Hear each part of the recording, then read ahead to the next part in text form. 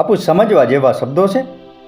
એક વખત અર્જુને ભગવાન શ્રી કૃષ્ણને પૂછ્યું કે હે કેશવ, બધાનું મૃત્યુ નિશ્ચિત છે, તો પછી ભજન કીર્તન કરવાનો શું મતલબ? જે લોકો ભજન કીર્તન કરે છે એનું પણ મૃત્યુ નિશ્ચિત છે, અને જે લોકો ભજન કીર્તન નથી કરતા એનું પણ મૃત્યુ નિશ્ચિત છે, તો પછી ભજન કીર્તન કરવાથી શું લાભ થાય? ત્યારે ભગવાન શ્રી કૃષ્ણએ અર્જુનને જવાબ આપ્યો કે જ્યારે બિલાડી ઉંદરને પોતાના દાંત દ્વારા પકડે છે ત્યારે બિલાડીના દાંત ઉંદરના પેટમાં ખૂંચી જાય છે અને ઉંદરનું મૃત્યુ થાય છે અને બિલાડી ઉંદરને ખાઈ જાય છે.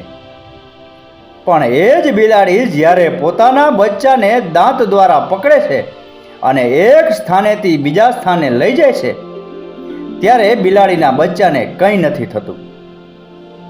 બિલાડી એ જ છે, બિલાડીનું મોઢું એ જ છે, બિલાડીના દાંત એ જ છે, પરંતુ પરિણામ જુદું છે. અને એ જ રીતે જે લોકો ભજન કીર્તન કરે છે એ લોકો સ્વર્ગના અધિકારી બને છે, પ્રભુના ધામમાં પહોંચે છે. અને જે લોકો ભજન કીર્તન નથી કરતા એ લોકો 84 લાખ યોનિના ચક્કરમાં ભટક્યા રાખે છે.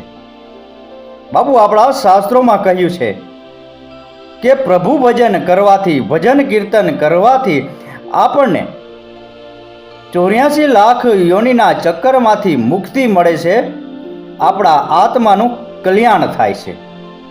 એટલે દિવસમાં જ્યારે પણ સમય મળે ત્યારે પ્રભુ ભજન ચોક્કસ કરવું જોઈએ, એમાં જ આપણી ભલાઈ છે.